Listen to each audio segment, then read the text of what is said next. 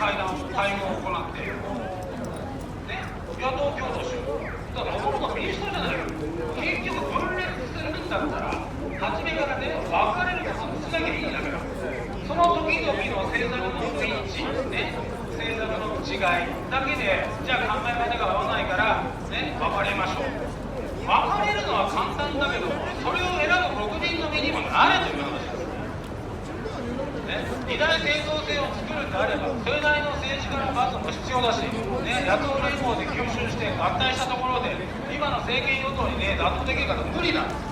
政治の塊が数日間の間、ずっと安倍長期政権が続いている間に、ね、野党はじゃあ何してきたんですか。健康にしかり、社会保障にしかり、いろんなことにしかりですよ。それに見合うような、ね、国会で議論を行えるだけのような材料を目の前に出したのかという話です。少なからずも出しているのかもしれませんが、それがしっかりと国会という、ね、場でしっかり議論をされて、立法府の、ね、最高機関である国会の場で立法府としてちゃっかり上がったのかということです。上がんないんですよ。結局は森友学園から始まってずっと、ね、与党の上げ足を取って、ね、何はダメだ、ね、説明責任が足りない、なんだかんだ、ね、だから不信任案を提出する、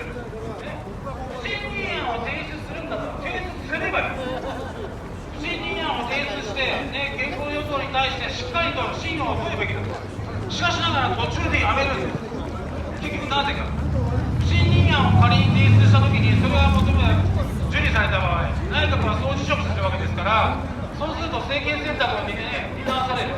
自分たちに政権選択をしっかりと担えるだけの政策と実行力と行動力、そして国民の皆様方の支持がない。